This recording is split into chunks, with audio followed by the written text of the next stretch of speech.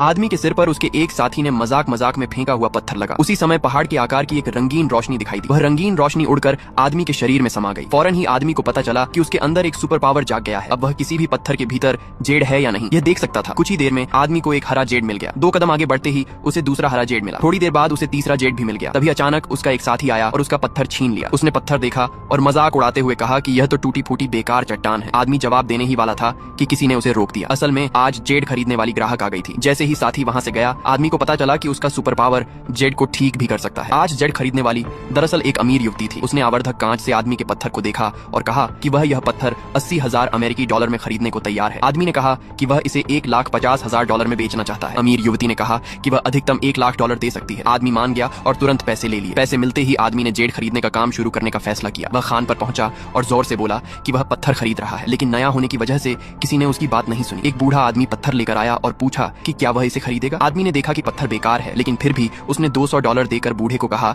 कि वह उम्र दराज है, अब घर जाकर आराम करे। यह देखकर सब लोग पत्थर बेचने के लिए लाइन में लग गए। आदमी ने सामने वाले पत्थर में शुगर जेड देखा जिसकी कीमत कम से कम $3,00,000 थी। राहगीर ने पूछा कि क्या वह इसे $500 में खरीदेगा। आदमी ने कहा कि यह उसके बजट में आता है और उसने $500 देकर पत्थर खरीद लिया। अगले दिन आदमी ने देखा कि 2 लोगों को एक बड़ा पत्थर मिला है। वह उसे जांचने और कीमत लगाने ही वाला था कि 2 व्यापारी आ गए। दोनों ने नए आदमी होने पर उसका मजाक उड़ाया और कहा कि वह उनसे मुकाबला करने की हिम्मत कैसे करता है। आदमी ने पत्थर देखा, वह अंदर से खोखला और बिल्कुल बेकार था। उसने दोनों व्यापारियों को चेतावनी दी कि यह पत्थर कीमती नहीं है, लेकिन दोनों ने उसे नौसिखिया कहकर चिढ़ाया। आदमी ने बहस नहीं की और उन्हें वह पत्थर खरीदने दिया।